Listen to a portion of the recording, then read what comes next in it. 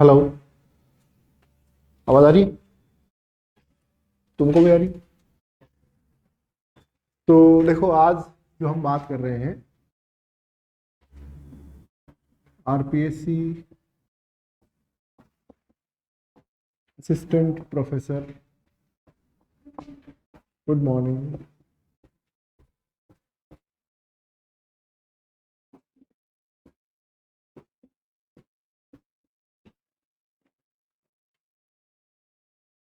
किसके लिए बात कर रहे हैं?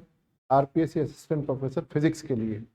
आप ये बताओ कि आप लोग नेट की तैयारी करते हैं, आप सेट की तैयारी करते हैं, लगातार एमएससी के साथ साथ भी करते हैं। वो नेट करने के बाद या सेट करने के बाद क्या करते हैं? क्या हो जाता है? नेट है क्या? नेट कोई डिग्री नहीं है। नेट केवल एलिजिबिलिटी टेस्ट है, यानी कि पात्रता परीक्षा है। इसलिए नेट को डिग्री नहीं कहते। डिग्री मतलब जहां आपने समय दिया हो, कुछ समय के साथ आपने मतलब उस कोर्स को किया हो, कुछ स्किल आपने हासिल की हो। ये तो क्या है नेट, जो इसकी एलिजिबिलिटी है आरपीएससी असिस्टेंट प्रोफेसर के लिए, वो क्या है? NET oblique SET. ये नेट क्या है? नेशनल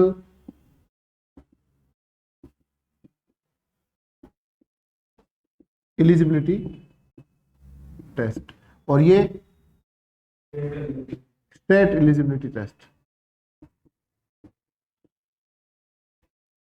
ठीक है। तो ये करके क्या करते हैं? ये केवल क्या है, एलिजिबिलिटी देती है आपको। इसकी एलिजिबिलिटी है ये। आप कहते हैं अब मैं एलिजिबल हो गया, अब मैं पात्र हो गया। किसके पात्र हो गए?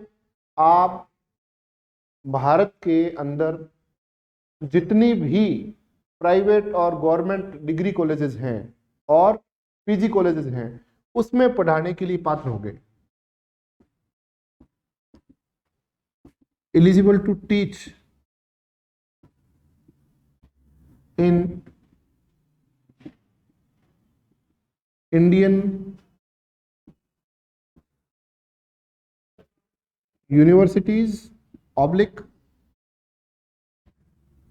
कॉलेजेस। यानी कि बिना नेट के आप इन एग्जाम्स में, इन मतलब यूनिवर्सिटीज में और कॉलेजेस में पढ़ा नहीं सकते। जिस भी संबंधित विषय में आपने अपना पोस्ट ग्रेजुएशन किया है, पीजी किया है, उसके अंदर आपका नेट होगा, तभी आपको एलिजिबिलिटी मिलेगी, पात्रता मिलेगी। ठीक है। अब पहले के जमाने में क्या होता था कि एमए और एमएससी बहुत कम करते थे। बहुत पहले के ज़माने में, जब आपके पापा वगैरह पढ़े होंगे, मेरे पिताजी के ज़माने में पहले, तो हायर एजुकेशन का उतना प्रचलन था ही नहीं। और ख़ास तौर से राजस्थान हमेशा पढ़ाई के मामले में पिछड़ा हुआ ही था। अभी कुछ रिसेंट टाइम में मेडिकल एजुकेशन में, सिविल सर्विसेज में काफ़ी अच्छा स्तर राजस्थान ने बनाया है। लेकिन पहले यहाँ पर जितने भी टीचर्स थे स्कूल एजुकेशन में, वो सब कहाँ से थे? यूपी से थे। जितने भी मेडिकल स्टाफ में नर्सिंग स्टाफ था, वो कहाँ का था?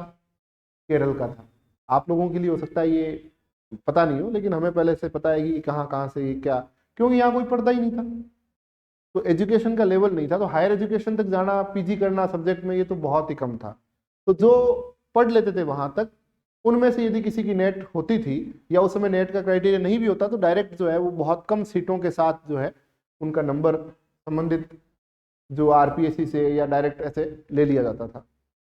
लेकिन अब क्योंकि पात्रता तो मिल गई है, लेकिन number of eligible candidates are too much, बहुत ज़्यादा है।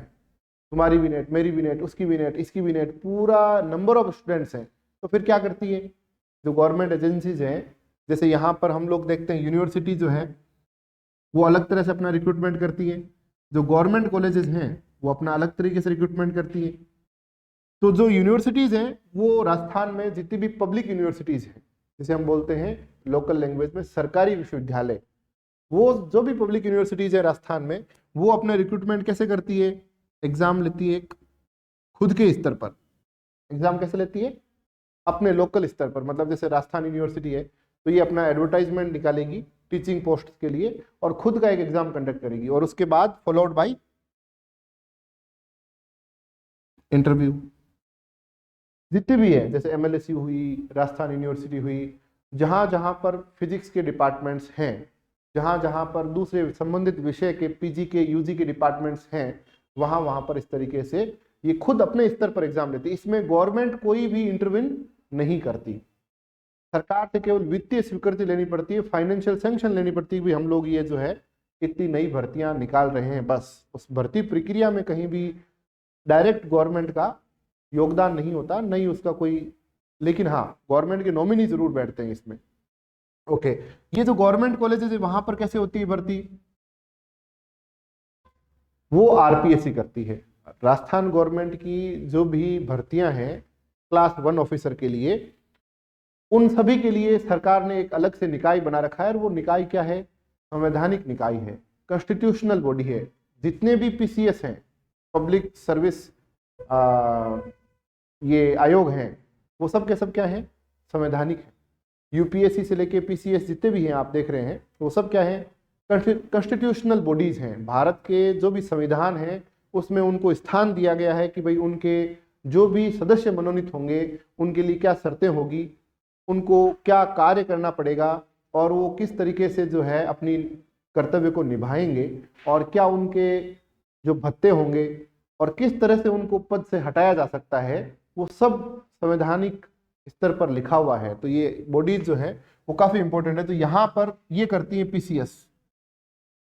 यदि सेंट्रल गवर्नमेंट की भर्ती है, कई सेंट्रल यूनिवर्सिटीज भी होती हैं, वो अपने स्तर पर भर्ती निकालती हैं, लेकिन कई सेंटर के कॉलेज भी चलते हैं डायरेक्ट, उनकी कौन करता है, यूपीएससी करता है। यूपीएससी भी असिस्टेंट प्रोफेसर के लिए कई सारी वैकेंसीज निकालता रहता है समय समय पर, तो वो सेंटर के द्वारा संचालित कॉलेज हैं डायरेक्ट।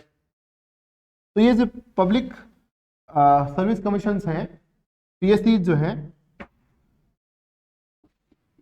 ये राजस्थान के लिए इसका नाम क्या हो गया, RPSC, Rajasthan public service commission. तो भारत राजस्थान की जितनी भी गवर्नमेंट कॉलेजेस हैं उनमें जितने भी टीचर्स पढ़ा रहे हैं वो सभी टीचर्स जो हैं वो इस आरपीएससी के जो एग्जाम होता है, ये आरपीएससी कैसे भर्ती करती है, तो आरपीएससी भी क्या करती है, एग्जाम लेती है और फिर आरपीएससी क्या करती है, इंटरव्यू लेती है और फिर जो सेलेक्ट होते हैं उनको सरकार को भेजती है कि भाई ये लोग जो हैं हमने इन विषयों में इन लोगों को वरीयता सूची में स्थान दिया है, आपने इतनी भर्ती भेजी थी। तो भर्तियां कौन देता है आरपीएससी को, रिक्रूटमेंट कौन बताता है, यूनिवर्सिटी तो अपने स्तर पर पता लग जाता है भाई कितनी खाली है, तो ये आरपीएससी को रिक्रूटमेंट भेजता है college education department. Financial sanction मिलती है उसको कि भाई किस कॉलेज में कितनी सीटें खाली है, पता लगाते हैं, इतनी सैंक्शन स्ट्रेंथ थी, इतने लगे हुए हैं, इतनी सीट खाली है। उनका पता करने के बाद वो फाइनेंस डिपार्टमेंट से सैंक्शन लेते हैं कि भाई हम लोग इतनी भर्ती निकालना चाह रहे हैं, और वो यदि फाइनेंशियल सैंक्शन मिल जाती है कॉलेज एजुकेशन डिपार्टमेंट को, तो फिर वो कॉलेज एजुकेशन डिपार्टमेंट ये भेजता है पब्लिक सर्विस कमीशन को कि भाई आप इतनी रिक्तियां जो है हमारे संदर्भ में निकालो। तो फिर आरपीएससी एडवर्टाइज करती है इन सीटों को।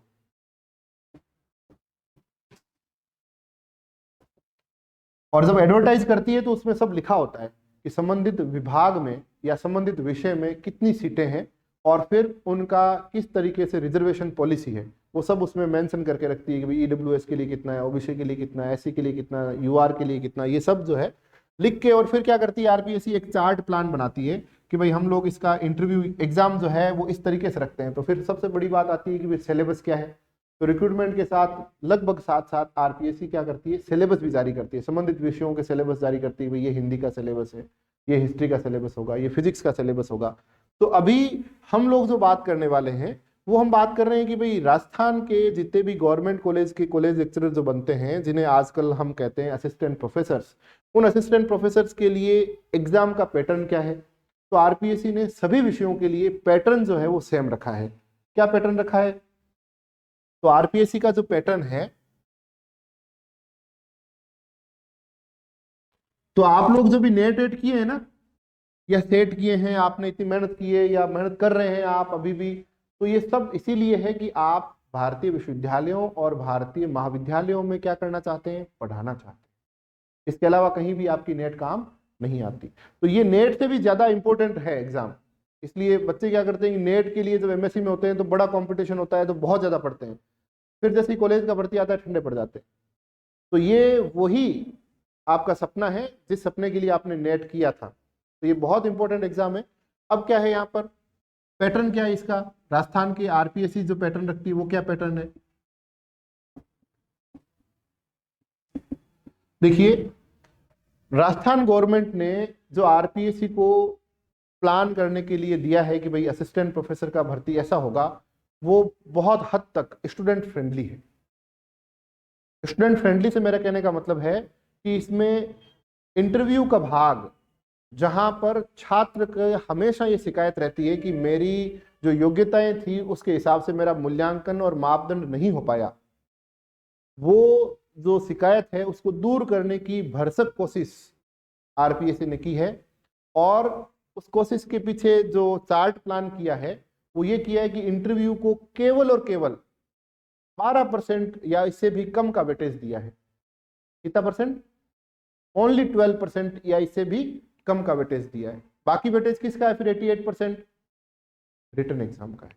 और आप यकीन नहीं मानेंगे कि आरपीएससी के ये जो एग्जाम्स हैं इनमें नंबर आने की जो संभावना है और सिस्टम के साथ जो छेड़छाड़ की संभावना है वो न्यूनतम है, और नंबर आने की इंटेलिजेंसी और मेहनत के हिसाब से जो संभावना है वो अधिकतम है। स्कूल लेक्चरर की एग्जाम, कॉलेज लेक्चरर की एग्जाम में मैं एकेडमिशियन हूँ, मैं काफ़ी सालों से बच्चों को देख रहा हूँ। हमारे समय से जब से ये ऐसा सिस्टम हुआ है, स्कूल लेक्चरर में क्या हुआ है, स्कूल लेक्चरर में केवल रिटन बेस्ड है, कोई इंटरव्यू नहीं है। आपने अपना रिटन दिया और आपको पता लग जाएगा कि मेरा सिलेक्शन हो रहा है या नहीं हो रहा है। इस एग्जाम में आपके रिटन को 88% वेटेज दिया है।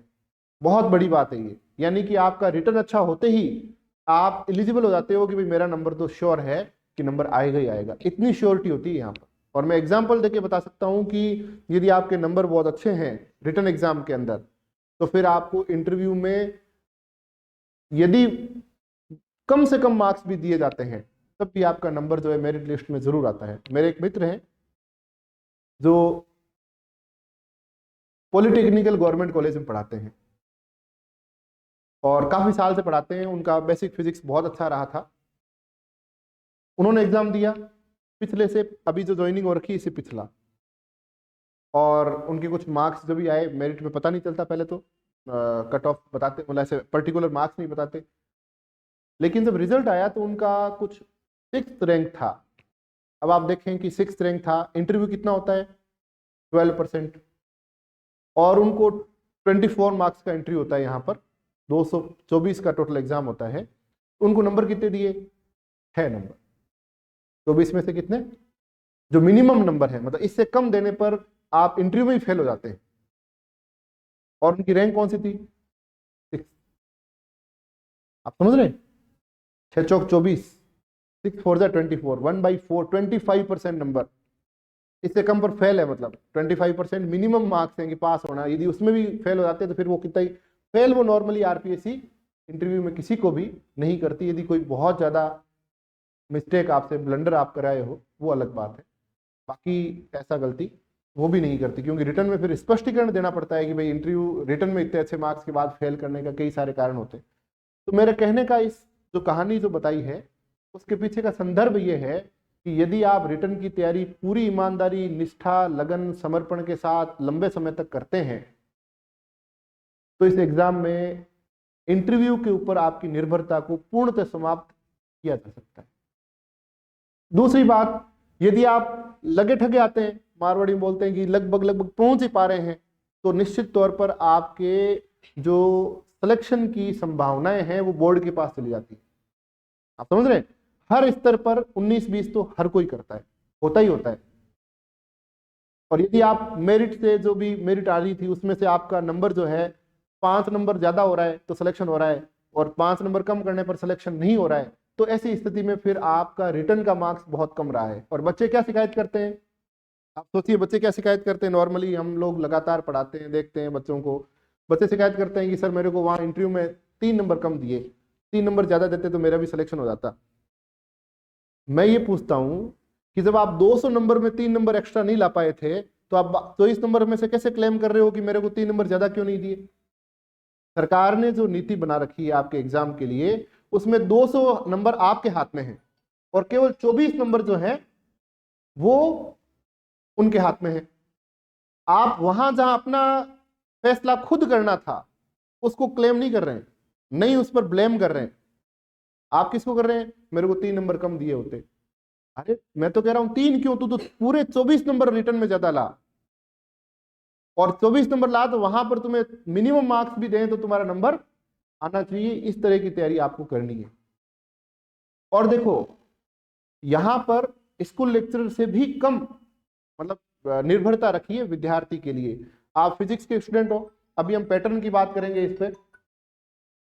तो जो इसके पैटर्न है उस पैटर्न में भी काफी फेयर जो है वो काम रखा है। साइंस वाले बच्चों की हमेशा ये शिकायत रहती है कि जीके पूछते हैं सर। अब जीके पूछते हैं सर हमसे, तो मैं एक बात आपसे वापस पूछता हूं, मान लो जीके पूछते हैं तो मेरिट क्या हिस्ट्री और फिजिक्स की साथ बनती है क्या? कि जब मान लो 20 सीट्स आती हैं आपकी, तो 20 सीट्स में से भाई हिस्ट्री वाले के नंबर ज्यादा हैं, तो इस फिजिक्स वाले 20 सीट थी, इसमें से 16 तो हिस्ट्री के आ गए क्योंकि उनका जीके बहुत अच्छा था, और 4 जो बचे वो केवल 4 ही फिजिक्स के आए। ऐसा होता है क्या? आपका जीके का कंपटीशन भी किसके साथ है? केवल फिजिक्स वालों के साथ है। तो आप ये ब्लेम भी नहीं कर सकते कि जीके पूछा जाता है। चलो मान लो कि पूछा जाता है और सरकार के पास, आरपीएससी के पास ये ग्रीवांस भी गई कि पूछा जाता है, तो इन्होंने जो चार्ट प्लान आपके लिए तैयार किया है उसमें निर्भरता क्या है? आप देखो अब इसको, इसमें आरपीएससी के पैटर्न में आरपीएससी क्या करती है कि आपका कोर सब्जेक्ट बोलते हैं इसे, मेन सब्जेक्ट जिसके लिए आप एग्जाम दे रहे हैं, जो आपका एमएससी का सब्जेक्ट है, एमए का सब्जेक्ट है वो, और यहां पर जीएस जनरल स्टडीज, और यहां पर इंटरव्यू। तो ये तो आ गया रिटर्न। रिटर्न के हो गए 2 पार्ट, ठीक है, कोर सब्जेक्ट हो गया और जीएस हो गया, और एक हो गया इंटरव्यू। इसमें आपके पास कुछ है नहीं आपके पास काम करने के लिए। जो कोर सब्जेक्ट है उसमें आरपीसी ने 2 पेपर रखे हैं, और रिटर्न के मार्क्स कितने रखे हैं? रिटर्न के मार्क्स रखे हैं 200 मार्क्स। कितने रखे हैं? 200 मार्क्स। और इंटरव्यू के लिए कितने रखे हैं? 24 मार्क्स। टोटल मार्क्स कितने हुए? 224 मार्क्स। आपकी जो फाइनल सिलेक्शन की मेरिट बनती है वो बनती है 224 में से। अब आगे क्या किया? अब आगे का कोर सब्जेक्ट भी 2 होंगे, पेपर फर्स्ट होगा और पेपर सेकंड होगा। पेपर फर्स्ट जो है उसमें 75 मार्क्स होगा। अभी नंबर ऑफ क्वेश्चंस जो है वो जस्ट डबल होते हैं, 150 के लगभग क्वेश्चंस होते हैं इसमें। और पेपर सेकंड 3 आवर्स के एग्जाम होते हैं। पेपर फर्स्ट भी 3 घंटे का, पेपर सेकंड भी, यानी कितना का हो गया? 180 मिनट। 180 मिनट के अंदर आपको 150 सवाल करने हैं। किसके सवाल करने हैं? फिजिक्स के सवाल, हिस्ट्री के सवाल नहीं करने। किसके करने? तो यानी कि आपकी स्किल्स ऑब्जेक्टिव क्वेश्चंस को सॉल्व करने की, प्लस बच्चे केवल पढ़ते हैं। मैंने पिछले 2-3 सालों से देखा है आरपीएससी का पैटर्न तेजी से बदला है, बच्चे नहीं बदल पाए। बच्चे क्या करते हैं? पिछले साल का पेपर कैसा है उस आधार पर तैयारी करते हैं। आरपीएससी जो ये एग्जाम लेती है असिस्टेंट प्रोफेसर का, वो एग्जाम होता है 5 साल में एक बार। कितने साल में होता है? 5 या 6 साल में एक ही बार होता है, ये तो आपको सबको पता होगा। उस दौरान जो भी पेपर सेटर का उनका पैनल होता है, वो जिन भी विश्वविद्यालय में वो रिटायर हो चुका होता है। समझ रहे हैं आप बात को? पेपर कौन बनाता है? पेपर यूनिवर्सिटी के प्रोफेसर बनाते हैं। 5 साल में लगभग सारे जो प्रोफेसर, सीनियर प्रोफेसर थे जिन्होंने पिछले साल का पेपर बनाया वो रिटायर हो गए। बच्चे इस बात को समझ नहीं पाते, उनको तो बस तैयारी करनी है, पिछले साल का पेपर देखा, तैयारी कर ली। आरपीएससी के पेपर को कभी भी आप पिछले साल का पेपर उठा के तैयारी नहीं कर सकते और नहीं करनी चाहिए। और जिन बच्चों ने पिछले साल का जैसे 2016 का पेपर उठाया और उस हिसाब से 2021 की तैयारी की, वो धुल गए, वो बिल्कुल कहीं के नहीं रहे। कारण यही कि उन्होंने पैटर्न को जो है पिछले को फॉलो कर लिया। तो पिछला पैटर्न यहां पर कोई बहुत ज्यादा मायने नहीं रखता। हाँ, सिलेबस जो है वो मायने रखता है, सिलेबस सेम है। आरपीएससी का ये जरूर दावा रहता है कि सिलेबस से बाहर कोई भी क्वेश्चन आपसे नहीं पूछा जाएगा, और पूछा जाता है तो आप ग्रीवांस डाल सकते हैं कि भाई ये सिलेबस में मेंशन नहीं था। तो पैटर्न पिछली बार इजी पेपर था तो इस बार इजी आएगा, पिछली बार पेपर टफ था तो इस बार, ऐसा कुछ नहीं करके आपको किसको पढ़ना चाहिए, सिलेबस को पढ़ना चाहिए, सिलेबस पर ध्यान देना चाहिए। क्योंकि जो भर्ती का जो समय है वो काफी लंबा समय होता है, उस दौरान जो भी टीचर्स रहे होंगे, वो प्रोफेसर रहे होंगे, वो सब निकल चुके हैं सिस्टम से बाहर। तो अब देखो आप इन दो पेपर्स में 75 मार्क्स इसके, 75 इसके, तो जीएस को कितना पार्ट गया, फिर कितना गया, 150, ओनली 50 मार्क्स। आप यहां जो शिकायत कर रहे थे कि सर हमारे से फिजिक्स वालों को जीके पूछते हैं, अरे पूछते तो फिजिक्स वालों के साथ ही है ना, मेरिट तो कॉमन बनती है आपकी कि भाई फिजिक्स की मेरिट बन रही है, हिस्ट्री के साथ नहीं है। उनमें भी आपका कम करने के लिए कितना कर दिया, एक पेपर से भी वेटेज कम है इसका, 75 के सामने ओनली 50 मार्क्स का ही वेटेज है इसका। यानी कि आपका जो आप यहां कह रहे थे कि आपका 200 मार्क्स है, उसमें केवल 50 मार्क्स जो है 1/4, रिटर्न का भी कितना 1/4 ये जा रहा है जीके को, 3/4 किसका है, सब्जेक्ट का। तो आप दिखाओ पकड़ अपनी। फिर आप यदि ये शिकायत कर रहे हो तो यहाँ 50 में से मान लो आपके कम आ रहे हैं, तो ये पड़े दो ब्लॉक बड़े बड़े, जीके का पेपर बिगड़ गया सर, जीके में कम आए, कोई बात नहीं, फिजिक्स का तो अच्छा हुआ होगा, यहाँ निकालो अपना भड़ास पूरा जो भी निकालना है आपकी। तो क्या है कि इस एग्जाम ने इतना होलिस्टिक अप्रोच समग्रता के साथ अपनाया है कि शिकायत का मौका बिल्कुल भी नहीं है, और यदि शिकायत है तो वो खुद से है, न कि सिस्टम से होनी चाहिए। बिल्कुल ट्रांसपेरेंट सिस्टम है यहाँ पर, ये देखिए आप पूरी तरीके से। और फिर यदि इसके बाद जो आपकी कट ऑफ के हिसाब से बनती है मेरिट, उसमें ओनली 24 मार्क्स जो है वो इंटरव्यू को दिए हैं, और 24 मार्क्स में से आपकी मेरिट बनती है। तो सारा का सारा जिम्मा, सारा का सारा भार, सारी की सारी ड्यूटी, सारी की सारी जो आपको अध्ययन करने की योग्यता, वो किस पर छोड़िए, अभ्यर्थी पर छोड़िए, एस्पिरेंट पर छोड़िए, कैंडिडेट पर छोड़िए कि भाई तू तेरा जितना कर सकता है कर ले। यहाँ पर उसमें भी उसको सब्जेक्ट के हिसाब से यहाँ पर पूरा वेटेज दिया गया है। स्कूल लेक्चरर में ये वेटेज काफी अलग है, ये जो यहाँ पर जीएस का पार्ट है उसमें लगभग 50 तक पहुंच जाता है, 50% तक पहुंच जाता है। तो यहाँ 25% ओनली, रिटर्न में 25%, समझ में आ रही बात। तो इसलिए इस एग्जाम की तैयारी पूरी की पूरी तौर पर आपकी मेहनत पर निर्भर करती है, विषय पर आपके पकड़ पर निर्भर करती है। फिर वो मैं बात बताऊंगा वापस की, यहाँ 200 मार्क्स जिसमें से 150 मार्क्स किसको हैं, सब्जेक्ट को हैं। यहाँ पर 3 मार्क्स नहीं दिए, यहाँ पर मेरे को 5 मार्क्स और देते तो मैं मेरिट के अंदर आ जाता। अरे भाई यहाँ 150 तो सब्जेक्ट के ही हैं, ये इसको जोड़ो तो 200 है। मैं तो कह रहा हूँ वो भी तुम कह रहे हो मेरा कमजोर है, छोड़ो, यहाँ 150 में से ले आओ 140, मेरिट तो 140 भी नहीं जाती। आप मेरी बात समझ रहे हैं, मेरिट तो टोटल 224 में से भी फिजिक्स की 140 नहीं जाती, 150 नहीं जाती, आप यही ले आओ। तो इसलिए अभी से ही सिस्टम तय कर लो कि मुझे कहां से मार्क्स खींचने हैं। बच्चे यहां से खींचना चाहते हैं, इसमें से। अब थैला ही छोटा है, उस छोटे थैले में से हाथ डाल डाल के सभी खींचना चाह रहे हैं, और तुम भी वहीं से उस गाय को दूना चाह रहे हो। समझ रहे बात को, यहां से खींचो और यहां से भी खींचो। मैं ये नहीं कह रहा यहां मत खींचो, मैं कह रहा हूं जरूर खींचो। यहाँ पर ये ब्लेम कोई नहीं करना चाहिए कि भाई मेरे को जीके नहीं आता। आपने भी यदि फिजिक्स पढ़ी है तो आपके साथ वाला फिजिक्स वाला तो पढ़ ही रहा है ना, ये यदि वो ला पा रहा है तो तुम क्यों नहीं ला पा रहे। तो उसने तो तैयारी की थी, अरे तुम क्या कर रहे थे, तुम भी तैयारी करते। ये कोई ब्लेम नहीं होता कि उसने तैयारी कर ली, तैयारी करेगा उसी का तो मार्क्स आते हैं, नंबर आते हैं। तो इसलिए अभी से ही तय करके चलो कि भाई मुझे ये जो रिटर्न का यहाँ पर जो भी चार्टेड प्लान है उसमें अधिकतम से अधिकतम मार्क्स लाने हैं, ताकि इस आधार पर मेरी निर्भरता बिल्कुल क्या हो जाए, समाप्त हो जाए। अभी मैंने उदाहरण आपको बताया था, यदि वो आपको बुरी तरीके से फेल करने की कोशिश करें तब भी आपका यहाँ मेरिट में सिलेक्शन पक्का होगा, यदि आपने यहाँ पर इस तरीके से पूरी तरीके से तैयारी कर ली। तो ये बहुत स्पष्ट, मतलब मैं ये विश्वास आपको दिलाना चाहता हूं इस पूरे डिस्कशन का कि इसकी सिलेक्शन की जो गारंटी है वो केवल आपके हाथ में है, आरपीएससी का इसमें कोई भी रोल नहीं है। तो इसलिए ब्लेम करना नहीं करके, और अभी से ही इधर की तरफ से आप अपना पूरी तरीके से हावी होकर के भाई ये नहीं, सब्जेक्ट में और जीएस में सब में अच्छे अच्छे मार्क्स लाकर रिटर्न में अच्छे मार्क्स लाऊं, तो फिर आपका फाइनल सिलेक्शन कोई भी नहीं रोक पाएगा।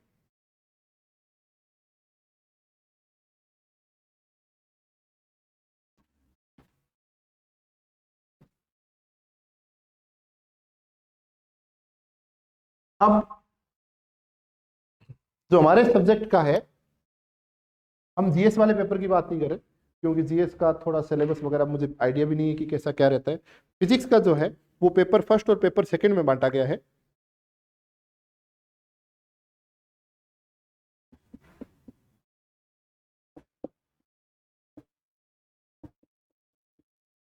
और पेपर फर्स्ट में मैं केवल अभी बड़ी यूनिट्स लिख रहा हूं, कितने कितने यूनिट्स में बांटा है इन्होंने। तो इन्होंने क्या किया है, 5 यूनिट्स ईच। जैसे ग्रेजुएशन में आपके फिजिक्स में पेपर होते थे, उसमें यूनिट्स होती थी, एमएससी में यहाँ भी यूनिट्स है, 5 यूनिट्स में बांटा है। तो पूरा सिलेबस जो है आपके एमएससी का, जो इस फिजिक्स का जो सिलेबस है उसको 10 यूनिट्स में डिवाइड कर रखा है इन्होंने। अब 10 यूनिट्स में पेपर फर्स्ट में क्या क्या है, पेपर फर्स्ट में है paper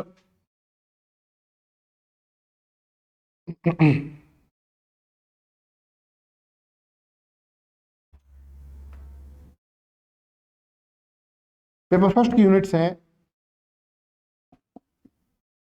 electromagnetic theory,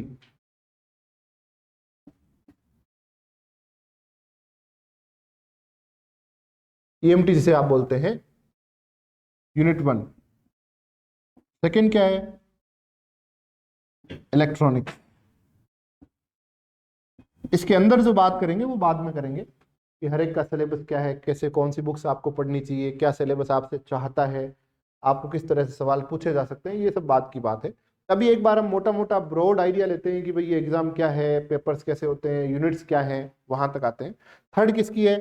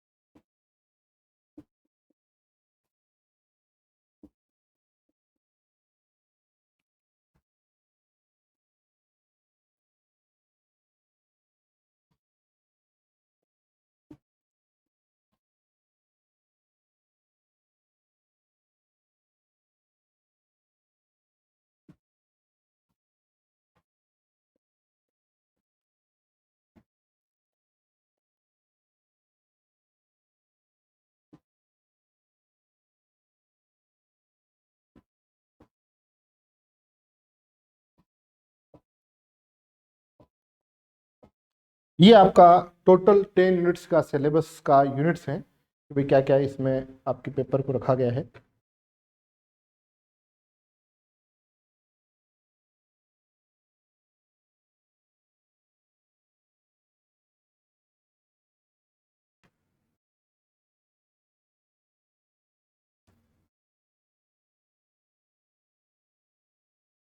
paper return paper जो भी है वो सारा ऑब्जेक्टिव पेपर है, डिस्क्रिप्टिव नहीं है। 2008-9 उस समय जब हम पास आउट हुए थे, नेट में डिस्क्रिप्टिव पेपर आता था। नेट 2 चरणों में होती थी, एक तो प्रीलिम्स और एक मेंस।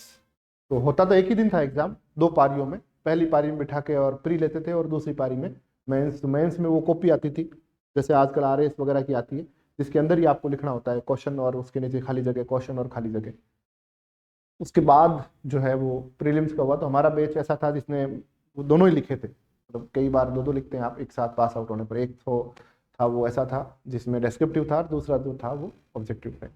लेकिन ये जो एग्जाम है इनमें पहले से ही आरपीएससी ने बता दिया कि भाई ऑब्जेक्टिव काइंड का होगा, कोई भी जो है वो इसमें संशय नहीं है, ऑब्जेक्टिव क्वेश्चन आएंगे। कितने कितने आएंगे तो ये हमने बात कर ली। 150 क्वेश्चंस आएंगे पेपर फर्स्ट में, और पेपर सेकंड में 150 क्वेश्चन। टोटल 300 क्वेश्चंस आपके सब्जेक्ट से आते हैं। 150 क्वेश्चंस नंबर ऑफ क्वेश्चंस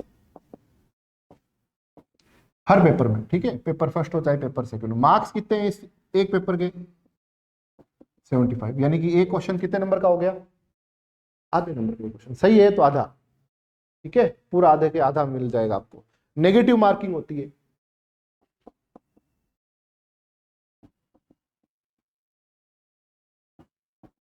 गलत किया तो आधा मिलना तो दूर, जो आपने सही किए उसमें से भी काट लेंगे, ठीक है। टाइम कितना है इसका?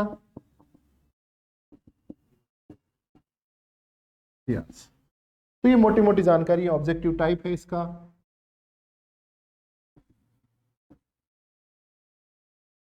तीन घंटे का है, एक पेपर में 150 सवाल आएंगे, 75 टोटल मार्क्स होंगे। नेगेटिव मार्किंग का ध्यान रखना है। 180 मिनट में 150 सवाल। अब देखो, थोड़ा सा मैं यहां पर रुकता हूं।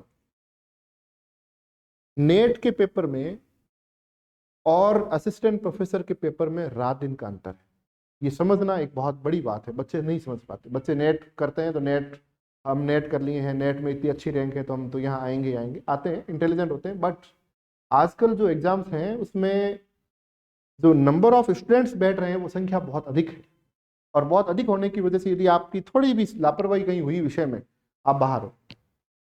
तो पैटर्न कैसे अलग है,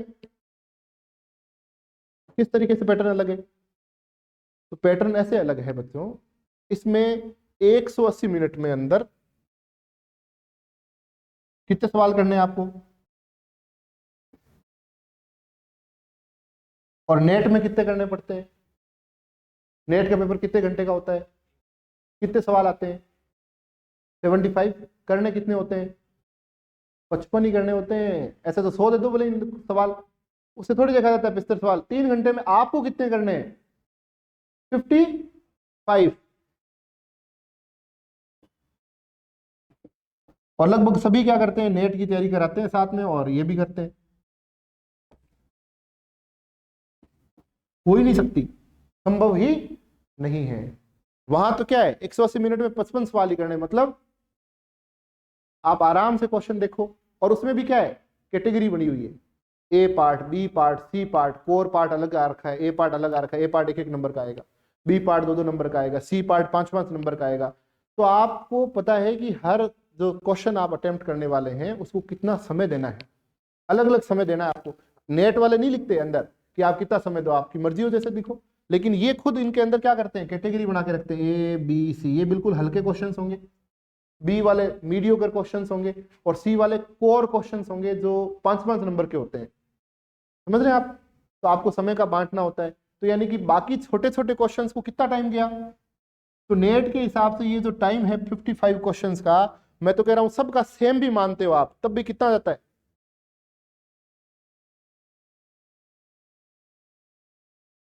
कितना जा रहा है? 60 मान लो इसको। हर एक क्वेश्चन को 3 मिनट, कितना मिनट? हर क्वेश्चन को 3 मिनट जा रहा है। 60 मान लिया, क्वेश्चन ज्यादा कर लिए तब भी, यानी 3 मिनट से भी ज्यादा। और अब आप देखो इन ए बी वाले क्वेश्चन की तो नंबर की क्या है, 1 नंबर 2 नंबर, यानी कि इन क्वेश्चंस को 5 मिनट से भी ज्यादा समय मिलता है। 5 मिनट से एक क्वेश्चन को मिलता है, जबकि यहाँ क्या है, सभी क्वेश्चन इक्वल मार्क्स के। कितने मार्क्स के? आधे मार्क्स। और टाइमिंग कितना मिला? लगभग 1 ही मिनट मिला।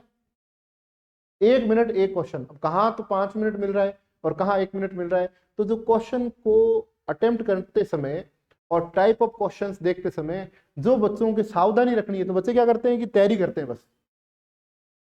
आजकल केवल हार्डवर्किंग से आपका सिलेक्शन, केवल हार्डवर्किंग से नहीं होगा, आपको इंटेलिजेंट हार्डवर्क करना पड़ेगा। आपको तैयारी से पहले ही समझना पड़ेगा कि मुझे किस तरह की तैयारी करनी है। यानी वो किताब उठाई और ये न्यूमेरिकल, ये धड़ाधड़ नेट के सारे क्वेश्चन कर दिए, अब हमारा होना चाहिए क्योंकि हमने नेट कर रखी है, या नेट में इतनी रैंक आ रखी है, या गेट कर रखी है। ऐसा बिल्कुल भी नहीं है। पैटर्न अलग अलग है, और पैटर्न साफ यहाँ पर दिख रहा है।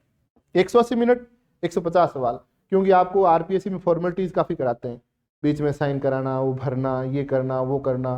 तो इसलिए लगभग लगभग, और फिर आप खुद भी तो कुछ जो है वो इसमें गोले काले करते हैं, उन सब का समय जो है, यहाँ तो 55 गोले काले करने में क्या समय लगेगा आपको, और 55 तो पूरा अटेम्प्ट करते ही नहीं है, अटेम्प्टिंग तो बहुत कम रहती है नेट में, आप समझ रहे हैं।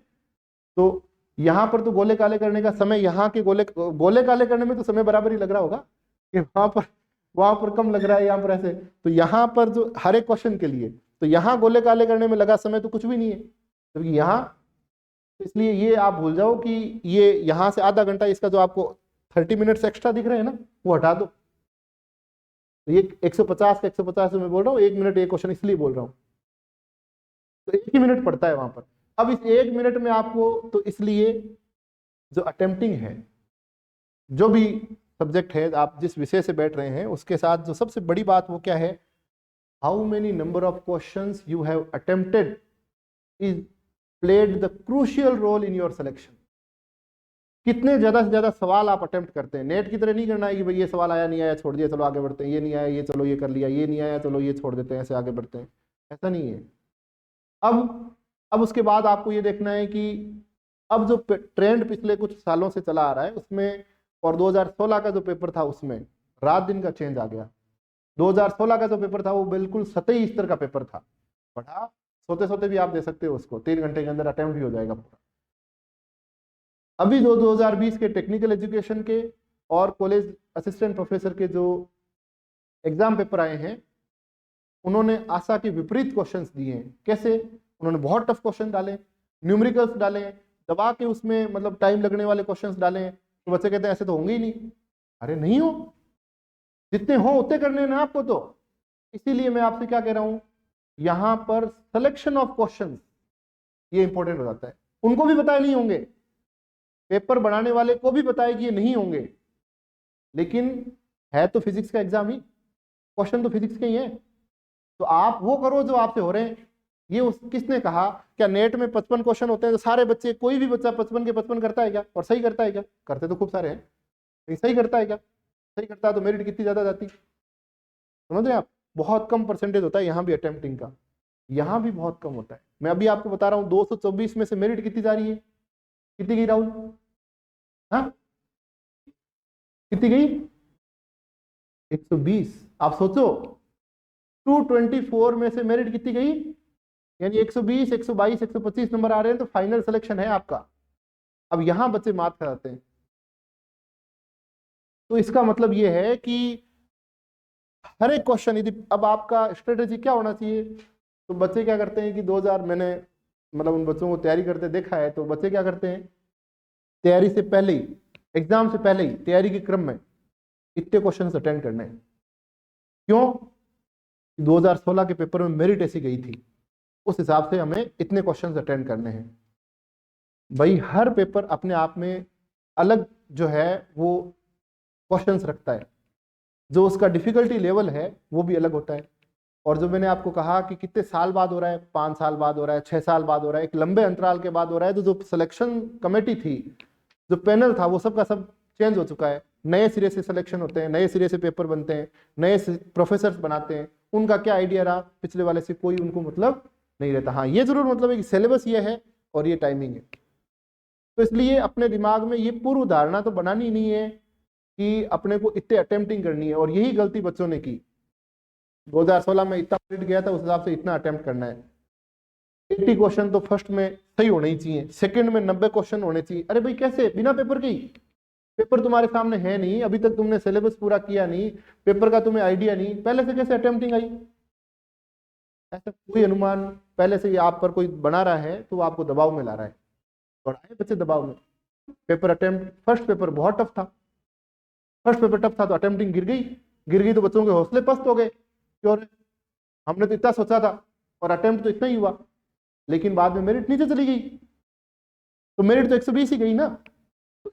तो इस पेपर का मेन क्रक्स है वो ये है, भले ही पेपर में टफ क्वेश्चन आए, भले ही कैसे ही क्वेश्चन आए, आपको उस पेपर में से अपनी राह बनाते हुए पेपर के पूरे क्वेश्चन से निकलना है। यही इस पेपर का सबसे बड़ा चैलेंज है। तो इस पेपर को करने का क्रक्स है वो यही है कि सारे 150 के 150 क्वेश्चंस अटेम्प्ट होने चाहिए। सही गलत नहीं कह रहा हूं मैं, अटेम्प्ट का मतलब है कि आपने अटेम्प्ट किया है, उसको किया नहीं किया वो अलग बात है, लेकिन आपने उसको पढ़ा है और ये निर्धारित किया है, आपने ये तय किया है कि अब मैं इसको करूं या नहीं करूं। यदि इजी लग रहा है तो करूं, यदि मेरे टाइमिंग से बाहर जा रहा है, उसमें यदि 2 मिनट से ज्यादा समय लग रहा है तो मैं नहीं करूंगा, भले ही मुझे आ रहा है। ये जो सिलेक्शन की आपकी निर्भरता है या ये सिलेक्शन की जो स्किल्स है, यदि आपको आती है तो इस पेपर में आपके नंबर को कोई नहीं रोक सकता।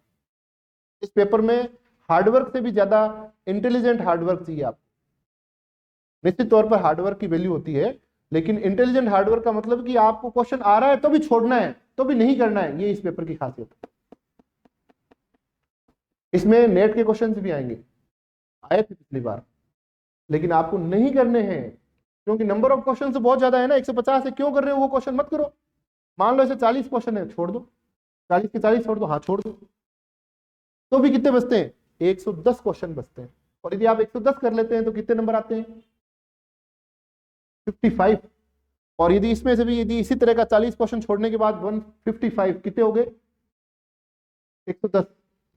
इंटरव्यू में पहुंच गए आप, समझ रहे हैं? इंटरव्यू में यदि आपको 10-12 नंबर भी होते हैं तो आप सिलेक्शन हो गया। 40 क्वेश्चन छोड़ने के बाद यही बच्चे दबाव में आ गए। आ रहे हैं क्वेश्चन लेकिन फिर भी छोड़ना है उनको, क्यों? क्योंकि वो आपको समय खा रहा है। आपको समय खाएगा तो इसका मतलब आप पीछे के जो 50 क्वेश्चन है उनको अटेम्प्ट ही नहीं कर पाओगे। अटेम्प्ट नहीं कर पाओगे तो इसका मतलब है कि आपने एक मेजर पोर्शन पेपर का छोड़ चुके हैं, और ये आपको गलती नहीं करनी है। पहले दिन से बिठा लेना दिमाग में, ठीक है? क्यों ये पैटर्न लगभग यही रहने वाला है, 180 मिनट्स 150, और यहाँ इससे मैच नहीं कर रहा है। ये साफ बात ध्यान रखेंगे, ये पैटर्न यहाँ नहीं बैठने वाला है। आपको आ रहा है, आप कर सकते हैं, 5 मिनट देने पर आप पूरे क्वेश्चन को फाड़ के लिख सकते हैं, वो यहाँ नहीं चलने वाला। यहाँ तो 5 मिनट में 10 क्वेश्चन आप कर पा रहे हैं तो आपका सिलेक्शन होगा। तो ये टोटल इसका भाग है। अब देखिए एक इसका खासियत और है, जो फिजिक्स का सिलेबस है उसकी सबसे बड़ी बात क्या है, पेपर फर्स्ट के अंदर, मैं ये गलत मानता हूं लेकिन इन्होंने कर रखा है तो कर रखा है, पेपर फर्स्ट के अंदर इलेक्ट्रॉनिक्स का जो वेटेज है ना वो 2 यूनिट्स में दे रखा है। यानी पेपर फर्स्ट का 2/5 केवल electronics, circuit analysis is the part of electronics, और इलेक्ट्रॉनिक्स तो इलेक्ट्रॉनिक्स है ही, तो इन्होंने इलेक्ट्रॉनिक्स को 2 जगह दे रखा है। और अनफॉर्चुनेटली बच्चे इलेक्ट्रॉनिक्स से ही सबसे ज्यादा घबराते हैं। डर किससे खाते हैं? इलेक्ट्रॉनिक्स से खाते हैं। और इलेक्ट्रॉनिक्स क्या किया इन्होंने, यानी 10 में से 2 यूनिट्स जो हैं, यानी कि 1/5 भाग तो केवल इलेक्ट्रॉनिक्स का हो गया। और घबराते भी इसी से, और क्वेश्चन भी आते हैं। और आप देखेंगे जो पेपर बनता है वो इक्वली यूनिफॉर्मली बनता है, लगभग, क्योंकि एक टीचर नहीं बनाता, नंबर ऑफ टीचर से पेपर्स लेते हैं तो यूनिफॉर्मली बनता है। तो इसके नंबर यदि मान लो कि आपके 30 आ रहे हैं तो इसके भी 30 आएंगे, यानी कि 60 क्वेश्चन आपको इलेक्ट्रॉनिक्स के मिलेंगे लगातार फर्स्ट पेपर के अंदर, कहीं ना कहीं बच नहीं पाओगे आप। तो इसलिए इलेक्ट्रॉनिक्स यदि किसी की वीक है तो कोई घबराने की बात नहीं है। हम जो पढ़ेंगे उस इलेक्ट्रॉनिक्स को इतना बेसिक लेवल से पढ़ने वाले हैं और इतना अच्छे से पढ़ने वाले हैं कि इलेक्ट्रॉनिक्स का जो आपका भय और डर है वो बिल्कुल समाप्त हो जाएगा, और इस पेपर में आपको विशेष तौर पर फायदा भी मिलेगा। तो ये एक यहाँ पर इसकी एक मेरे को एनामोली नजर आई, और वो है तो अब इसमें इस तरह से रहेगी यहाँ पर। तो ये आपके मेजर पोर्शंस और यूनिट्स यहाँ पर बना रखे हैं। हम क्या करते हैं, हम अभी इस पूरे पेपर में जो सबसे बड़ी यूनिट का श्रेय जिसे जाता है, तो ये सबसे लेंथीएस्ट यूनिट है इस पेपर की, पूरे पेपर फर्स्ट और पेपर सेकंड की, वो कौन सी है? वो है मैथमेटिकल फिजिक्स।